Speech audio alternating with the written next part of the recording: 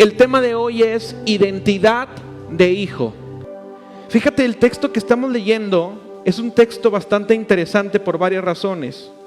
En primer lugar, Pablo está diciendo que a causa de que somos hijos, somos herederos. Quiero que voltees a ver a alguien y le digas: ¿sabías que tú eres un heredero del Padre?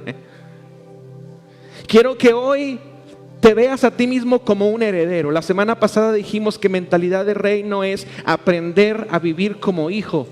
Y estudiamos principios de hijo. El hijo da, ¿te acuerdas? El hijo es sagrado a su padre, el hijo hace la voluntad del Padre. Pero hoy quiero hablarte de la identidad.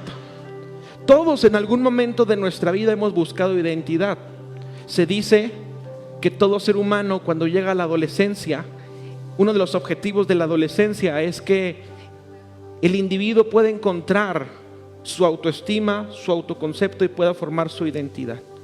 De acuerdo a cómo él se perciba a sí mismo, de acuerdo a su autoconcepto formará su autoestima, y de acuerdo a su autoestima formará su valía y sabrá cuánto vale.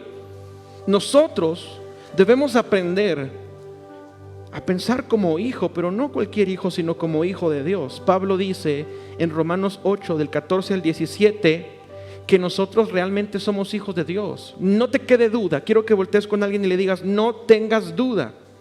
No tengas duda de que eres un hijo de Dios, y como hijo de Dios, entonces nosotros tenemos una identidad en Dios. Muchas veces se nos olvida, porque a veces nuestra mente nos acusa.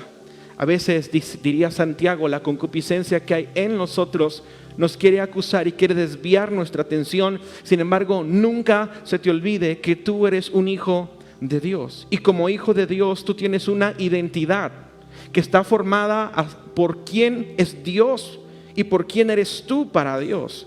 Que está formada por cuánto Dios nos ama y cuántos propósitos Dios tiene para nosotros. Voy a leerte otra versión de la Biblia. La versión Telea dice: porque el espíritu que Dios te dio no te esclaviza ni te hace tener miedo. Escucha, por el contrario, el espíritu te convierte en hijo de Dios y te permite llamar a Dios papá. ¿Cuántos pueden decir hoy papá? ¿Te acuerdas que la semana pasada te platiqué cómo es que el concepto de Dios cambia hasta que llega Jesús? Jesús le decía papá. Y como sus hijos, verso 17, tenemos derecho a todo lo bueno que Él ha preparado para nosotros. Todo eso lo compartiremos con Cristo. Si de alguna manera sufrimos como Él sufrió, seguramente también compartiremos con Él la honra que Él recibirá. Hoy quiero hablarte de la identidad, para que puedas descubrir y que yo mismo descubra quién soy delante de Dios.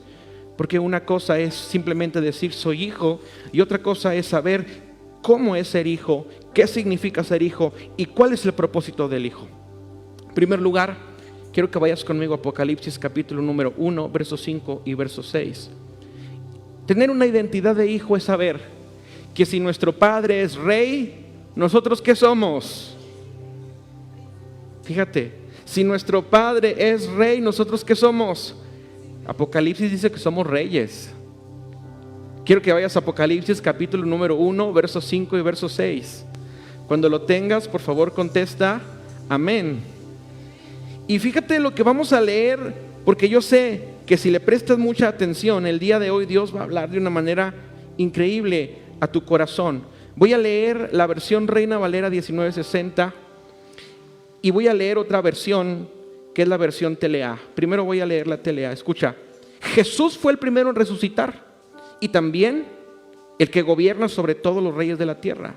Por medio de la muerte de Cristo, Dios nos ha perdonado nuestros pecados. Además, Cristo nos permite gobernar como reyes y nos ha puesto como sacerdotes al servicio de su Padre. Vamos a leer la versión que está aquí en la pantalla. Dale una antes, Ángel. Dice la Biblia, para que compares las dos versiones y que más o menos vayas viendo cómo Dios nos empieza a hablar. Verso 5, Ángel. Dice la Biblia: y de Jesucristo el testigo fiel. Pásate al verso 6, por favor. Y nos hizo reyes y sacerdotes. Repite conmigo eso: y nos hizo reyes. Otra vez: y nos hizo reyes y sacerdotes. Tener una identidad de hijo es saber que somos reyes, que ahora formamos parte de la familia del cielo, y que la familia del cielo es una familia donde el Padre es rey, porque la Biblia dice que sobre los altos hay otro más alto, y ese es Dios. Y sobre los poderosos hay uno más poderoso, y ese es Dios. Y como la Biblia declara que Dios se expresó, que de Él es la tierra y su plenitud, el mundo y todos los que en Él habitan, entonces Él es el Rey de todos los reyes. Y cuando dice la Biblia que Él es Rey de reyes, se está refiriendo a que Él es Rey de nosotros, porque nosotros también somos reyes. El libro de Apocalipsis es un libro que a mucha gente no le gusta leer, porque cuando leen Apocalipsis malentienden el mensaje. El mensaje de Apocalipsis no es la muerte, el mensaje de Apocalipsis no es el dolor, el mensaje del Apocalipsis no es la marca de la bestia, no es la aparición del anticristo. No. El mensaje de Apocalipsis es que el Rey ya viene. Eso es lo que Apocalipsis dice, anuncia que el Rey ya viene y que cuando el Rey venga, con Él vendrá la victoria, la paz, la bendición. Y eso debe hacernos preguntarnos y cuestionarnos, mientras que el Rey viene, ¿qué estoy haciendo yo? Voltea con alguien y pregúntale, ¿qué haces mientras el Rey viene? ¿Sabes que la identidad de hijo es saber que somos reyes? Y como parte de la realeza de Dios, como parte de la realeza en Dios, tenemos que aprender a comportarnos como tal, a vivir como tal. ¿Sabías tú que los hijos de los reyes en los países en los que todavía hay monarquías, sabías tú que los hijos de los reyes son especialmente educados por ciertas personas?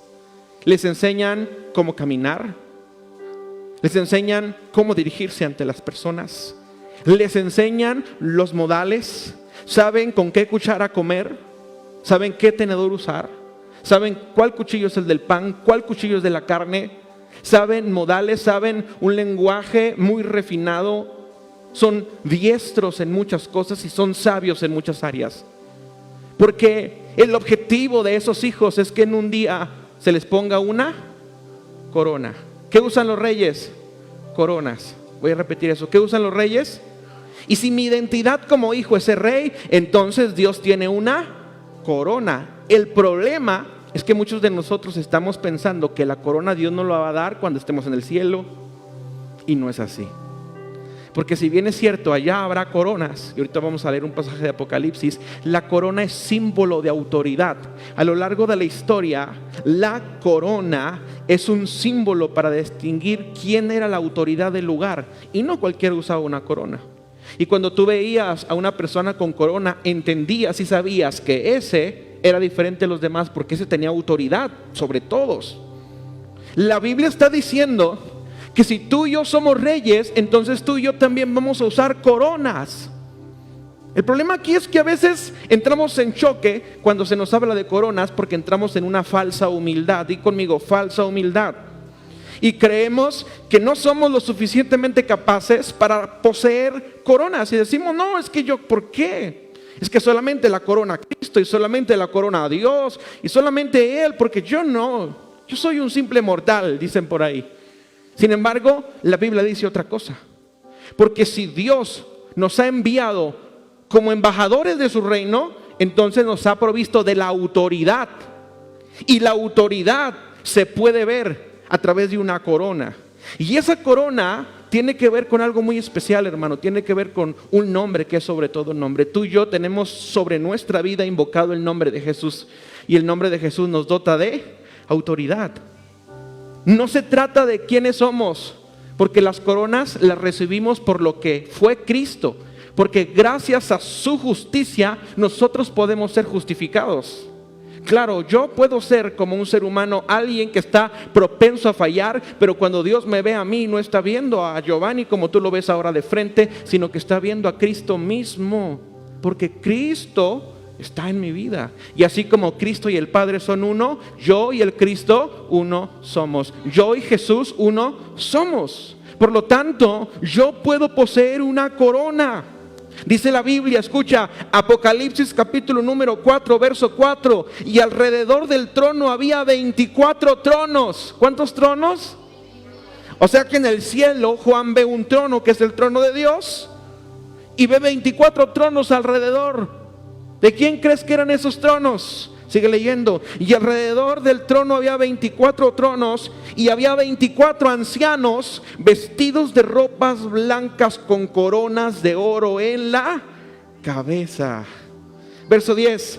Los 24 ancianos se postran delante del que está sentado en el trono y lo adoran al que vive por los siglos de los siglos, y echan sus coronas delante del trono diciendo, fíjate lo que estamos leyendo. Esos 24 ancianos representan la iglesia del Señor.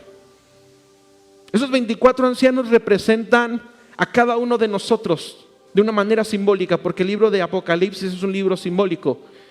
Y Juan está diciendo que delante del trono del Rey, que es Cristo, hay otros tronos que están destinados para sus hijos, para sus hermanos, para la iglesia, para ti y para mí. Por lo que en la mente de Dios, desde que empezó a crear todas las cosas en el libro de Génesis, Dios nos creó para gobernar juntamente con Él. Dios no dijo en Génesis 1 y 2, voy a gobernar yo en lo que he creado, sino que dijo a Adán, tú gobernarás, tú reinarás.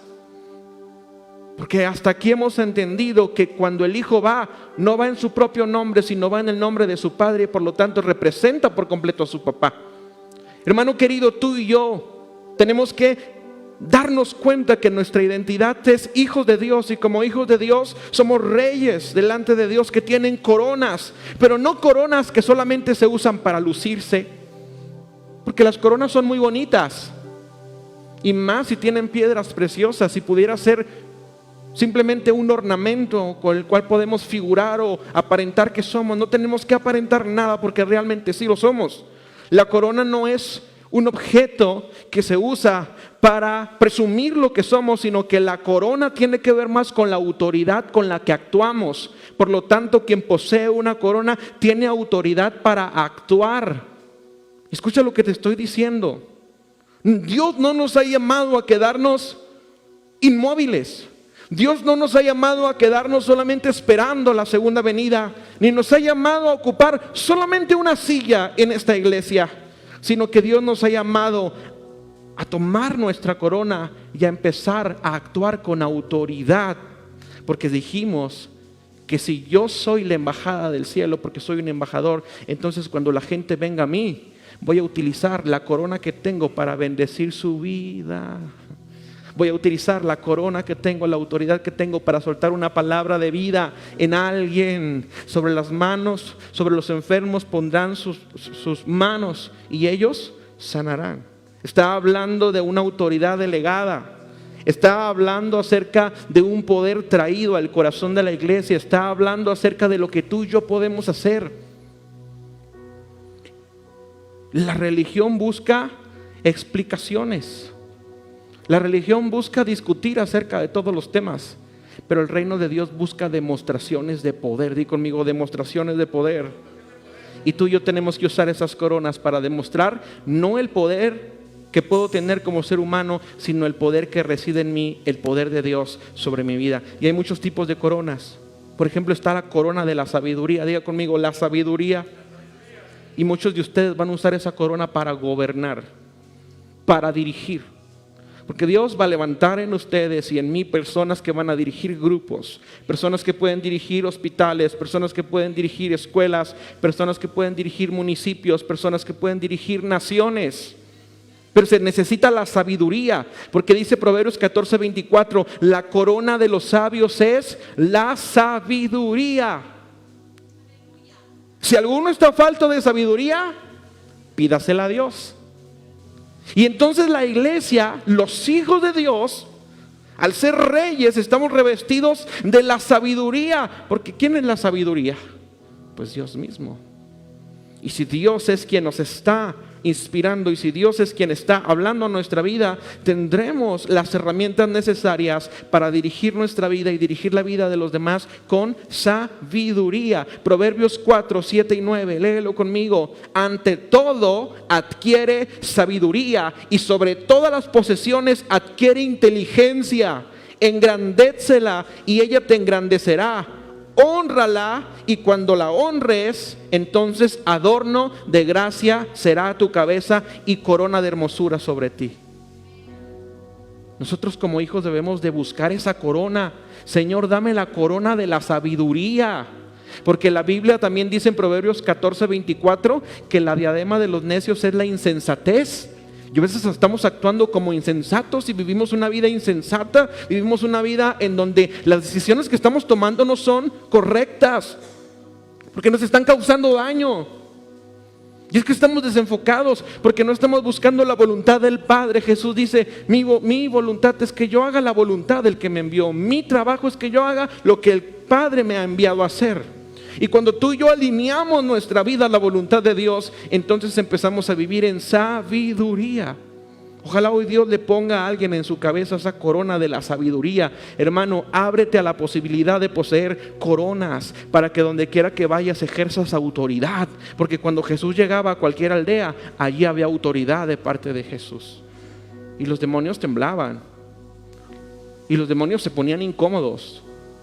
Y las enfermedades tenían que salir. Por eso la Biblia habla de un hombre llamado Jesús que donde quiera que llegaba hacía milagros. Y tú dices, pero ¿será que los milagros todavía aplican hoy? Y entonces lees en la Biblia, y estas señales seguirán a los que creen en su nombre. Voy a repetir eso, y estas señales seguirán a los que creen en su nombre, porque tú y yo poseemos una corona, y es la corona de su nombre. Cuando tú y yo vamos en su nombre, en el nombre de Jesús, las cosas suceden, porque dice la Biblia que el nombre de Jesús es un nombre sobre todo nombre. Y estas señales seguirán a los que creen en su nombre. ¿Y qué van a hacer? Sanar enfermos. ¿Y qué van a hacer? Echar fuera demonios. ¿Y qué van a hacer? Libertar cautivos. Lee conmigo Isaías 61. Fíjate en dónde podemos usar nuestras coronas y para qué. Porque a veces no hemos entendido eso. Un día Jesús estaba en la sinagoga y Jesús compartía, como cualquier judío podía pararse a compartir en la sinagoga. Era un espacio de predicación y de estudio. Y un día Jesús abre los rollos y lo abre en el libro de Isaías, capítulo 61, y lo empieza a leer. ¿Ya lo tienes? El Espíritu del Señor está sobre mí. ¿Sobre quién? Sobre mí, porque me ungió el Señor y me ha enviado a predicar buenas nuevas a los abatidos, a vendar a los quebrantados de corazón, a publicar libertad a los cautivos, a los presos apertura de cárcel, a proclamar el año de la buena voluntad de Dios, el día de la venganza, a consolar a quienes, a los que están en duelo, a ordenar que los afligidos de Sión se les dé gloria en lugar de ceniza, óleo de gozo en lugar de luto, manto de alegría en lugar de un espíritu triste, y serán llamados árboles de justicia, plantío del Señor para gloria suya. Cuando Jesús leyó eso dijo, hoy se ha cumplido esta profecía, y la gente lo quería apedrear y lo querían matar. Porque decían, ¿cómo se atreve a decir que la escritura se está cumpliendo en él? Porque no asimilaban que Jesús era el Hijo de Dios. Era Dios mismo manifestado en carne. Pero no te asombres de eso, porque así como Jesús, tú y yo, hermano, hoy somos los embajadores de Cristo, y por lo tanto, así como el Espíritu estaba sobre Cristo, también el Espíritu está sobre cada uno de los que están en esta casa, hermano. La corona que Dios te da, y ahorita puedo hablar de otras coronas, es una corona que tiene como objetivo no ir caminando por la calle para que todos te vean y digan, ah, qué padre corona, ¿dónde la ha comprado? Seguro es Gucci. Claro que no. La corona que Dios te da es una corona para que tú, número uno, puedas predicar las buenas nuevas a los que están abatidos. Hay gente que está abatida. El abatimiento en la Biblia es un sinónimo de ansiedad, pero también es un sinónimo de depresión. Y aunque ansiedad y depresión son diferentes, y ya lo he explicado en algún momento en la iglesia, está hablando de un espíritu que está quebrantado. Hay mucha gente que tiene un corazón quebrantado, hay mucha gente que está quebrada por las circunstancias de la vida. Hay personas que van por allí batallando con su autoestima, batallando con su esperanza, batallando con lo que son. Y entonces, si la iglesia, si los hijos de Dios no se levantan a predicar buenas noticias, entonces ¿quién lo va a hacer? Porque si no, ¿de qué sirve la corona? La corona sirve para vendar a los quebrantados de corazón. ¿Cuántos quebrantados de corazón has vendado en este año que está empezando? La corona sirve para publicar libertad a los cautivos. Cuando yo voy caminando y tengo la justicia de Dios y tengo la autoridad de Dios como hijo, yo puedo soltar una palabra que libere el corazón del que está preso. Y la Biblia dice que el que es vencido de lo malo se convierte en esclavo de lo que le ha vencido. Y hay muchas cosas que nos vencen y hay muchas cosas que vencen a la gente que no conoce a Dios. Y cuando somos vencidos, somos esclavos. Pero ¿sabías que tú tienes la autoridad para sacar a esos esclavos de la cárcel? ¿Sí sabías? Voltea con el que tienes a un lado y dile, ¿sí sabías? Porque a veces parece que no sabíamos. Porque como hijo de Dios yo tengo autoridad del Padre. Fíjate, Isaías 61 sigue diciendo que tú y yo somos enviados para que con nuestras coronas podamos proclamar el año de la buena voluntad de Dios, pero también el año de la venganza de Dios. ¿Sabes qué está diciendo la Biblia? Está diciendo la Biblia que tú y yo, al ser embajadores, tenemos que usar nuestra corona, porque nuestra corona es algo que se puede ver. ¿Te acuerdas en Éxodo 12? Te voy a llevar al pasado. ¿Te acuerdas en Éxodo 12? Cuando el pueblo de Israel estaba en Egipto, específicamente en la tierra de Gosén, que es donde moraban, llegó la plaga del ángel de la muerte, en donde todos los primogénitos iban a morir. Pero Dios le dice a Moisés, a ver Moisés, pongámonos de acuerdo, para que la mortandad no llegue a ti ni a los tuyos, vas a tomar un cordero, vas a sacrificar al cordero y vas a untar la sangre en las puertas de la casa. Y cuando el ángel venga, verá la marca y no los dañará. Porque esa marca era una marca que podía ver Dios, pero también podían ver los demonios. Era una marca que podía ver el reino de Dios, pero también el reino de las tinieblas. Y es increíble que mientras en la casa de Faraón, en la casa de Egipto había lloro, amargura, en la casa de Israel había salvación. De la misma manera, hoy tú y yo, hermano, tenemos esa cobertura, esa corona de su nombre, que aunque no se puede ver a simple vista, Dios sí la ve, los ángeles la ven, los demonios la ven, los espíritus lo ven, y cuando los espíritus lo ven, entonces saben quién eres tú. Y cuando tú y yo somos hijos de Dios, tú y yo estamos marcados con una marca indeleble que nunca jamás se puede borrar. Sí podremos irnos, sí podremos alejarnos en algún momento, pero esa marca siempre estará allí. Hermano, date cuenta de lo que estoy diciendo. Usa esa corona, no para jactarte de que eres mejor persona que alguien en tu trabajo. Usa esa corona para que tú puedas empezar a proveer vida, esperanza, victoria, sanidad, salud, salvación, provisión a las personas a través de la autoridad que Dios ha puesto en tu corazón. ¿Alguien puede decir amor? Amén. Hay corona de justicia, hay corona de regocijo, hay corona de vida, hay corona de gloria. Por lo pronto paremos con las coronas. Cierro ese punto diciendo, hermano, tú eres un rey porque tu Padre es el Rey de los reyes. Compórtate, vive, actúa, piensa como rey y no desestimes la corona que hay en tu cabeza, sino que úsala para cumplir Isaías 61. En segundo lugar, la mente de hijo es una mente que sabe que es un heredero legítimo. Di conmigo, legítimo heredero. Otra vez di, legítimo heredero. Romanos 8:14 al 17 dice que somos herederos de Dios, coherederos con Cristo. ¿Y quién es un heredero? Alguien que está en la aptitud de recibir una herencia. Los hijos reciben herencia. El Evangelio de Juan dice que a todos los que le recibieron, a los que creen en su nombre, a ellos les dio el derecho de ser hijos de Dios. Y como hijos de Dios, ahora tenemos una herencia disponible porque Dios no nos ha dejado desamparados. Hermano, Dios no nos ha dejado solos, ni nos ha dejado a la deriva, sino que nos ha dado una herencia y tu condición de hijo te valida para recibir esa herencia. Una que está disponible para todos, no en el futuro, sino hoy mismo. Voy a repetir eso, no mañana, sino hoy ya está disponible para que tú la tomes. ¿Quieres saber cuál es la herencia que Dios nos da?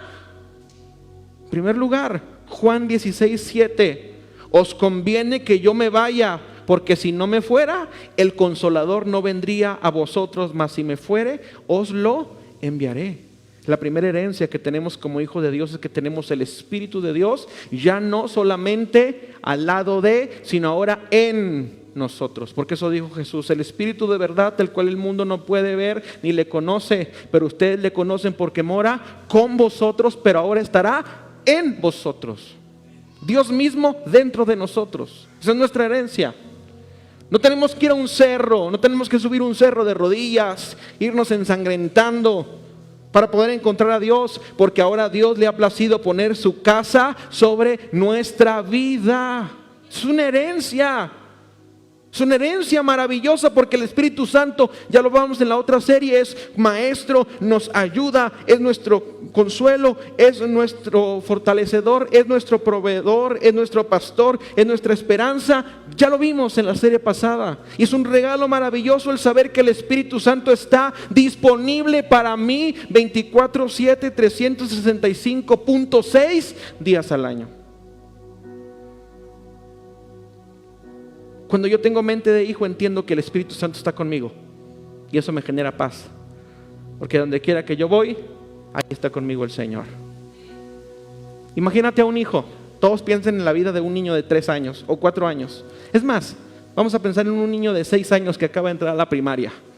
Todos visualícense como niños de 6 años. Yo me voy a visualizar.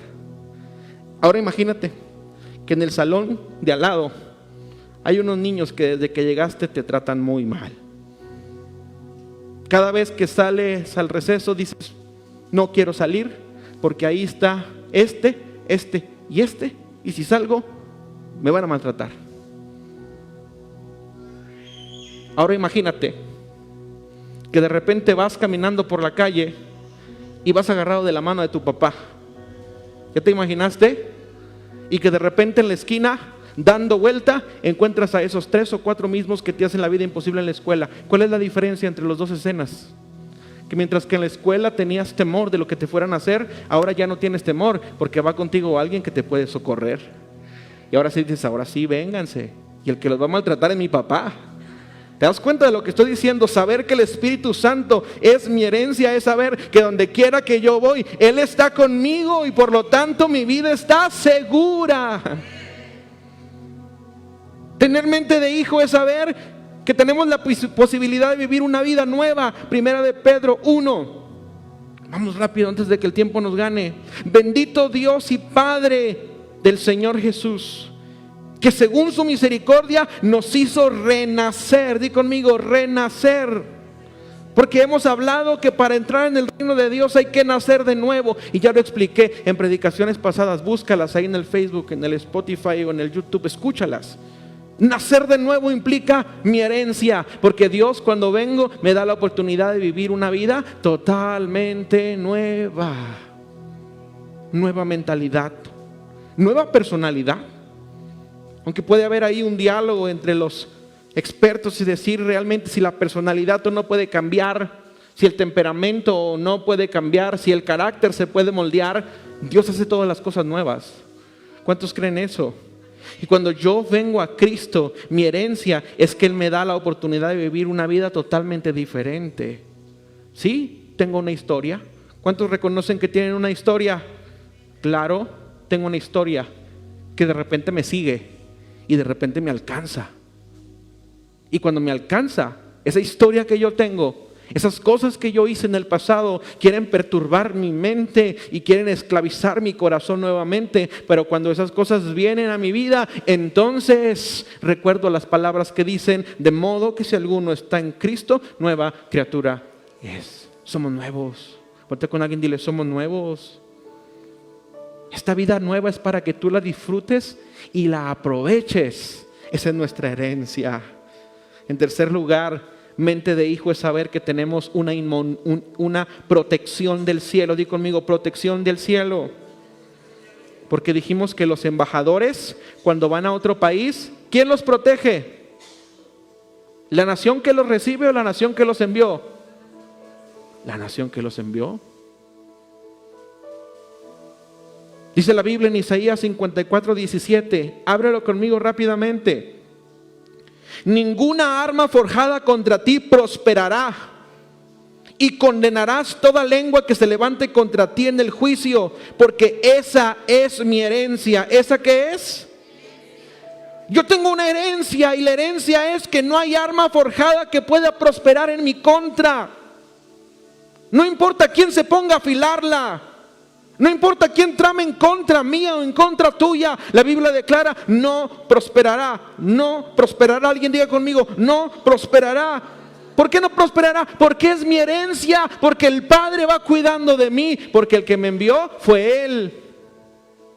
Créelo. Que el Señor tiene a su ejército que cuida la seguridad de su reino, y ese ejército son sus ángeles, porque sus ángeles mandará cerca de ti para que te guarden en todos tus caminos, y tu pie no tropiece. A lo mejor no los puedes ver, pues ¿dónde están los ángeles? Al único ángel que veo es el que está atrás allá poniendo las letras, pero hay más ángeles, hermano, que cuidan de nosotros. Hay ángeles que Dios envía, y que cuando Dios da una orden, los ángeles la hacen hasta que la logran y hasta que la ponen por práctica. Y cuando tú y yo estamos caminando en ese propósito de reino, entonces Dios empieza a cuidar nuestra vida de tal manera que aunque se levante una lengua mentirosa contra nosotros, nosotros la vamos a condenar. Es decir, que si hay juicio en contra de nosotros, Dios se encargará de limpiar nuestro nombre. Y tal vez alguien aquí necesita hoy que Dios le limpie su nombre, porque tal vez alguien ha intentado mancharlo. No te preocupes, Dios pelea por nosotros. ¿Sabes qué más tenemos como herencia? Romanos 8:37. Antes, en todas estas cosas, somos más que vencedores por medio de aquel que nos amó. Mi herencia es que a causa del amor que el Padre me tiene, me da victoria. Porque yo tengo una victoria constante. Alguien repita conmigo, victoria constante. Esa es mi identidad, victoria constante. Porque la Biblia dice que vamos de gloria en gloria y de victoria en victoria. Y alguien dice, oye, pero estoy viviendo una crisis bien fuerte en mi vida y no me siento victorioso. Hermano, cambia tu mentalidad. Porque Pablo está diciendo que en todas las cosas que podamos vivir, nosotros somos más que vencedores, porque Dios siempre tiene un propósito detrás de todo lo que está pasando. Y aún en las cosas que parecen malas, nosotros podemos recibir la bendición que Dios nos da. Porque no hay nada que se escape de la mano del Señor. Hay victoria constante. ¿Te imaginas a los discípulos? Acaban de comer la última cena con el maestro y de repente llegan un montón de personas con palos y con espadas y con antorchas y apresan al maestro. Todos se entristecen. Por si fuera poco, lo juzgan y dicen, hay que matarlo, hay que llevarlo al peor castigo que tenemos, dice Roma, y esa es la crucifixión.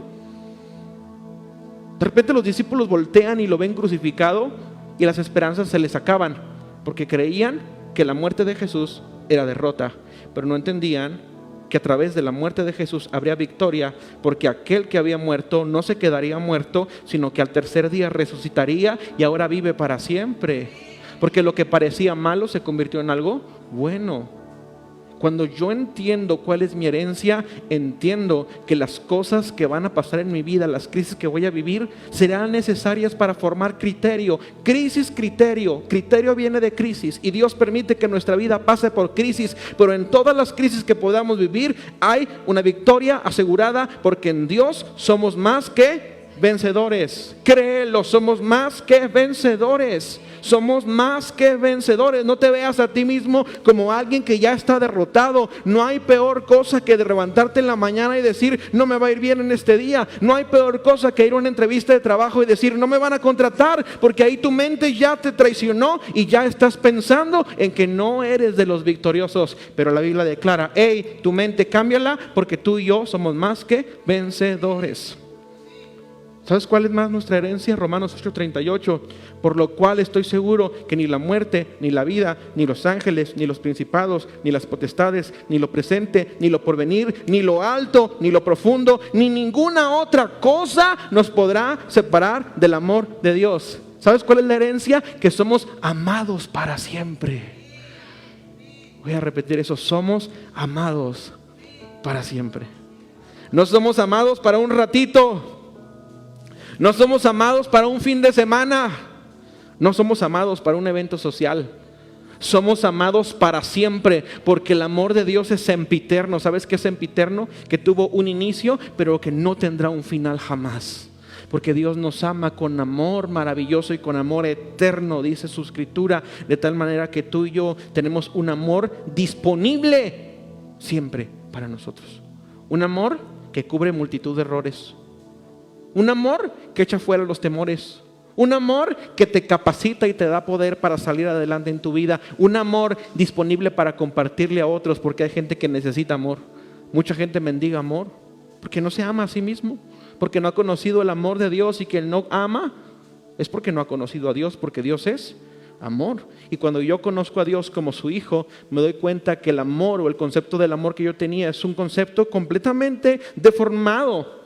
Porque a veces el concepto que tenemos de amor es un concepto que tiene que ver con intereses, que tiene que ver con buscar algo a cambio, que tiene que ver con la temporalidad, porque se acaba, que tiene que ver con el condicionamiento, porque si no hace lo que yo quiero, entonces ya no lo amo. Y no es así, porque el amor de Dios es un amor que trasciende todo. Y eso es mi herencia. Yo no tengo por qué andar buscando ni mendigando amor, porque yo ya soy amado por Dios. Voltea con alguien y tómalo de su hombro con respeto y dile: tú eres amado por Dios. Esa es tu herencia. Tú eres amado por Dios. Dios sí te conoce. A veces los noviazgos son complicados, porque en el noviazgo la novia está enamorada del novio, pero todavía no lo conoce completamente, porque no conoce sus partes ocultas, no conoce sus secretos, no conoce sus hábitos. Y cuando llegan al matrimonio, el novio y la novia a veces se entristecen, se decepcionan, porque empiezan a conocer lo malo de la otra persona. Yo pregunto: ¿tú crees que Dios no conoce la parte oscura de mi vida? ¿Tú crees que Dios no conoce la parte oscura de ti? Esa parte oscura ha sido llamada por diferentes autores de muchas maneras. El inconsciente con Freud. Jung hablaba acerca de la sombra. Algunos le llaman demonios, algunos le llaman pasado. Tenemos una historia, hermano, y esa historia Dios la conoce.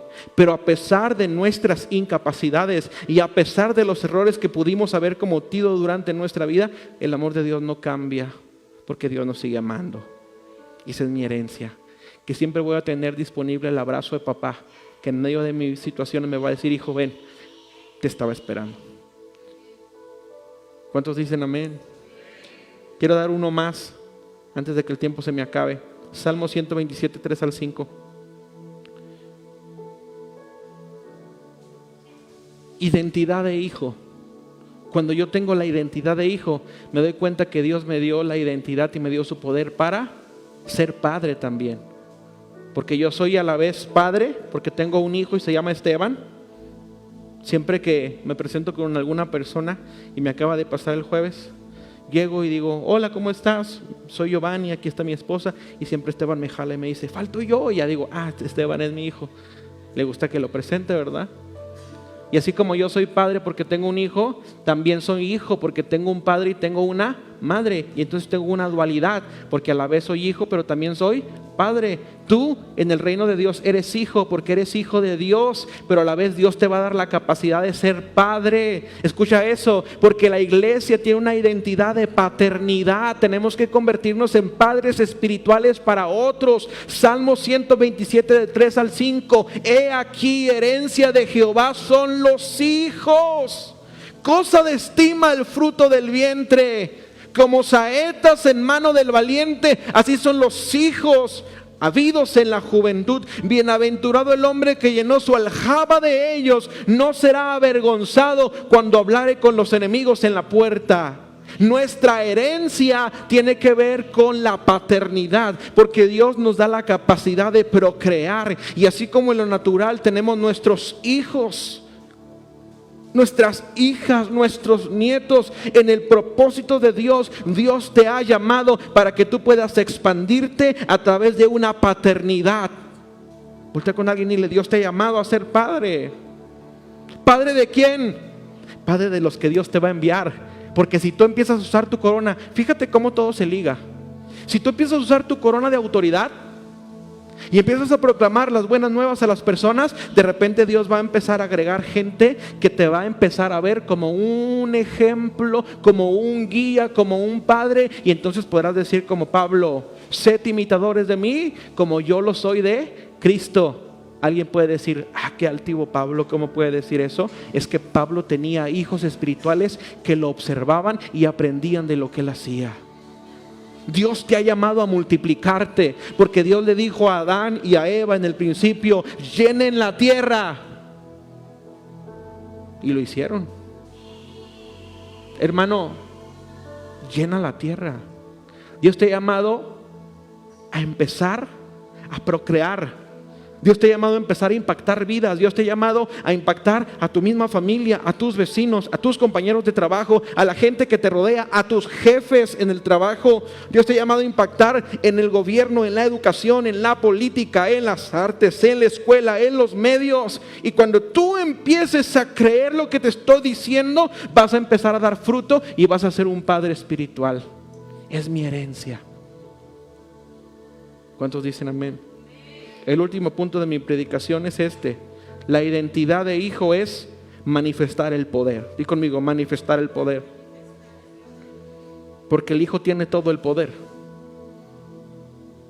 María lo sabía. Por eso cuando tú vas a la Biblia, en el Evangelio de Juan, te das cuenta que María sabía quién era Jesús. José sabía quién era Jesús, porque el ángel les dijo mucho antes que Jesús naciera quién iba a ser. Y el ángel les dijo: este va a ser el Salvador del mundo, este es el Hijo de Dios. María conocía la identidad de su hijo. Por eso en aquella boda, en las bodas de Caná de Galilea, cuando de repente el vino se escaseó, y alguien pregunta: ¿cómo es posible que el vino se escasee? Es que las bodas de ese tiempo, de esa generación y de esa cultura eran bodas de días. Oye, las bodas de nosotros son de 5 horas. Y a las 5 horas nos apagan las pastillas del salón para salirnos. Las bodas de los hebreos eran bodas de días. Y de repente se acaba el vino, y el vino que representaba el gozo de la fiesta, al escasear y al darse cuenta, la mamá de Jesús va y lo busca y le dice: Jesús, se ha acabado el vino.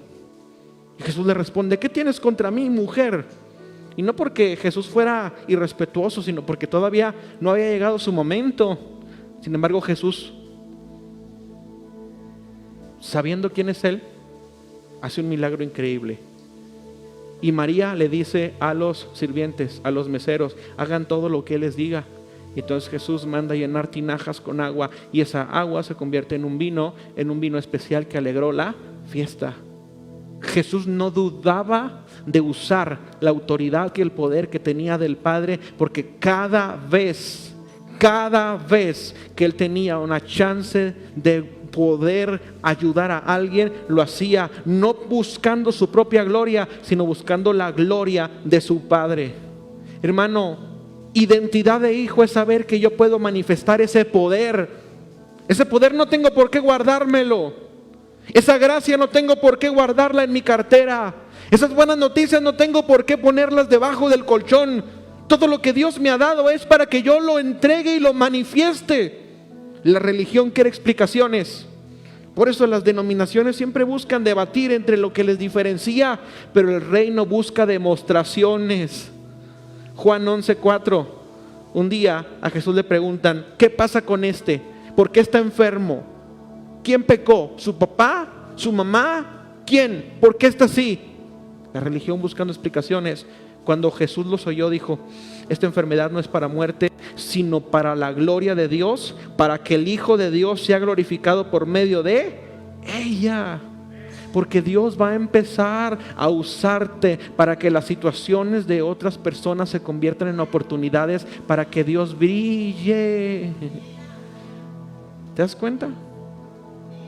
Cuando yo entiendo mi identidad y entiendo el poder que reside en mí por ser hijo de Dios, entonces aprovecho las oportunidades para manifestar la gloria de Dios. Antes decíamos: no tienes que juntarte con este, lo secular no es para ti, y no vayas aquí, y no vayas allá, y no hagas esto. Y entonces nos poníamos un cerco que nos limitaba a manifestar el poder de Dios, porque no puede ser luz entre los que ya son luz.